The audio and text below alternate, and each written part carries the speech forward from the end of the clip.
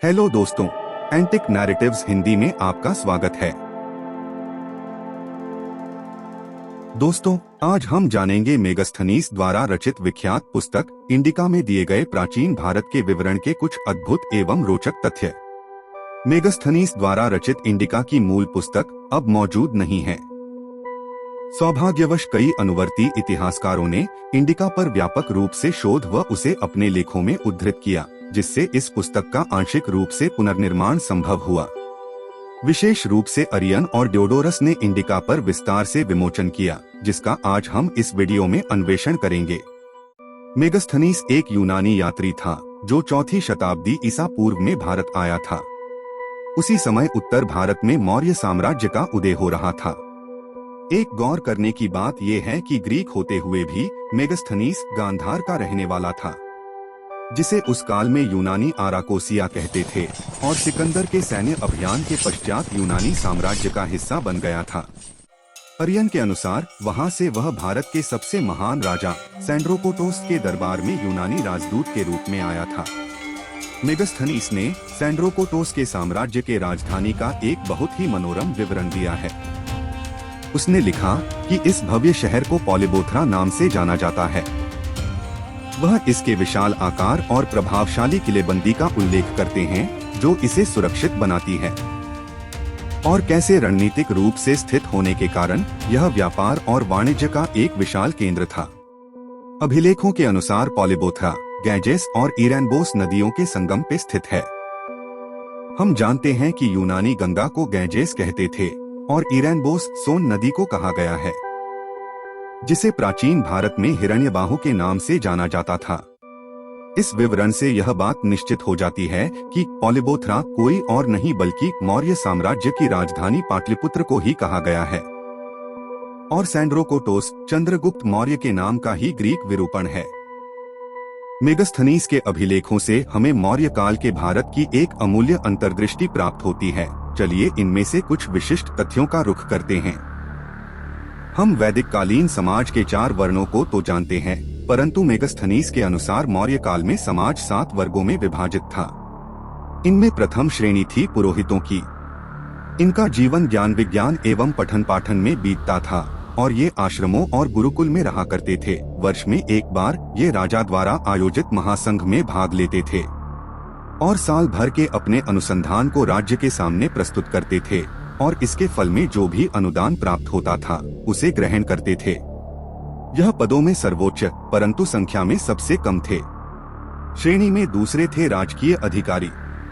यह राज्य में निर्धारक एवं प्रबंधक के रूप में जीविकार्जन करते थे। मंत्री हो, राजदूत हो या सभासद, सभी उच्च पदों पर यही वर्ग आसीन था। यह राज्य का सबसे धनवान वर्ग भी था। तीसरी श्रेणी थी कृषकों की। यह संख्या में सर्वाधिक थे एवं आचरण में शांतिशील। इनका जीविकार्जन मात्र कृषि से ही होता था, और उपज का 6वां हिस्सा कर के रूप में राज्य को देते थे। चौथी श्रेणी थी श्रमिकों एवं व्यापारियों की, जैसे लोहार, सोनार, राजमिस्त्री इत्यादि। राज्य इन पर आवश्यक सेवाओं के लिए भी निर्भर था। सेना के लिए कवच एवं अस्त्रों का निर्माण इस वर्ग का प्रमुख उद्योग था। 5वीं श्रेणी थी आखेटकों की। यह वर्ग शिकारियों एवं पशुपालकों का था। राज्य में एक ये ही थे जो पशुओं एवं उनके उत्पादों का व्यापार किया करते थे। युद्ध काल में यह सेना में अपनी सेवाएं भी देते थे। 6वीं श्रेणी थी युद्धरत सेनानियों की। धनुर्धर, तलवार भाला चलाने वाले, घुड़सवार और कुशल योद्धा सभी इसी वर्ग में आते थे। इनके भोजन एवं मदिरा का प्रबंधन राजकोष से किया जाता था। वे शांति काल में प्रायः कोई काम नहीं करते थे, परंतु युद्ध के लिए सर्वदा तत्पर, केवल राजा के एक आज्ञा के प्रतीक्षा में। 7वीं श्रेणी में आते थे विशिष्ट अधिकारी। यह राजा के अत्यंत विश्वासपात्र होते थे और राजा को उसके राज्य की सारी सूचना इन्हीं से मिलती थी। इस वर्ग में गुप्तचर भी आते थे जो देश विदेश में फैले हुए थे और अपना कार्य अत्यंत रहस्यात्मक रूप से करते थे।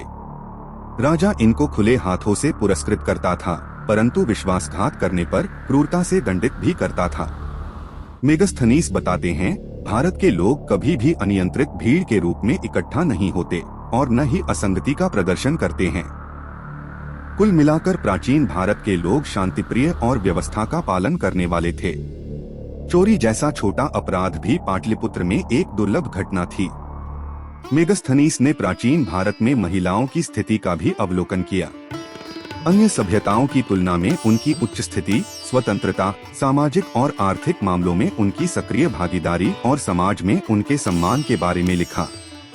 मेगस्थनीस लिखते हैं कि प्राचीन भारत में महिलाएं विद्यालयों में दर्शन शास्त्र का अध्ययन करने से लेकर सेना में भी अपना योगदान देती थी। यहाँ तक कि राजा की अंगरक्षा भी उच्च प्रशिक्षण प्राप्त महिला सैनिक किया करती थी। वो आगे बताते हैं कि भारत की महिलाएं असामान्य रूप से विवेकवान होती है और किसी भी कीमत पे सदाचार के रास्ते से नहीं हटती। कोई भारतीय महिला प्रेम प्रस्ताव तभी स्वीकार करती है अगर उपहार में उसे एक हाथी दिया जाए, जो स्पष्ट रूप से सस्ता सौदा तो नहीं है। प्राचीन भारत में हाथी का मालिक होना आपके पास अत्यधिक धन संपदा होने का प्रतीक था। इसके अलावा हाथियों का युद्ध में भी उपयोग होता था, इसलिए उनका विशेष सम्मान था। मेगस्थनीस विस्तार से हाथी को पकड़ने से लेके पालने की पद्धति का लेखा जोखा देते हैं। कहा जाता है कि चंद्रगुप्त मौर्य ने 500 युद्ध हाथी ग्रीक राजा और अपने ससुर सेलुकस को उपहार में दिए थे। पर एक जंगल का जीव था जिसे मेगस्थनीस हाथी से भी ज्यादा ताकतवर बताते हैं, जो कि है बाघ। वो कहते हैं, मैंने इसे कभी देखा नहीं, बस इसके छाल को देखा है। भारतीय बताते हैं कि ये एक बड़े घोड़े के आकार का होता है और एक वयस्क हाथी को भी मार सकता है। इससे तेज और घातक कोई और जानवर नहीं। इसके बाद मेगस्थनीस बताते हैं कि भारत के लोग जो कपड़ा पहनते हैं वह पेड़ पे उगने वाले ऊन से बनता है। ये सुनने में जरूर अटपटा लगता है, पर यह विवरण मालाबार सिल्क कॉटन पेड़ का है। यह भारत में आज भी पाया जाता है और इसके फल के पकने पर कपास जैसा सफेद फाइबर उपजता है, जिसे प्राचीन भारत में कपड़ों के उत्पादन के लिए प्रयोग में लाया जाता होगा। मेगस्थनीस के अभिलेखों में कुछ प्रकरण है जो कि कोरी कल्पना प्रतीत होते हैं, जैसे कि सोना खोदने वाली चींटियां। वो कहते हैं कि भारत के रेगिस्तान में ऐसी विशालकाय चींटियां पाई जाती है जो दिन के समय अपने बिलों में छिपी रहती है और रात में धरती से सोना खोद निकालती है। भारत के लोग इन खतरनाक चींटियों से बचते हुए उस सोने को एकत्र कर लाते हैं। मेगस्थनीस ने भारत के संदर्भ में जो लिखा उससे ये ज्ञात होता है कि मौर्य काल का भारत बहुत संपन्न और प्रगतिशील था। इसके बाद भी कई यात्री अलग अलग काल में भारत आए, जैसे फाहियान और अल बैरूनी। क्या उन्होंने जो भारत देखा वह भी ऐसा ही था? अगर आप उनके विषय में जानना चाहते हैं तो मुझे कमेंट्स में बताएं। इस वीडियो को लाइक व सब्सक्राइब करना न भूलें। धन्यवाद।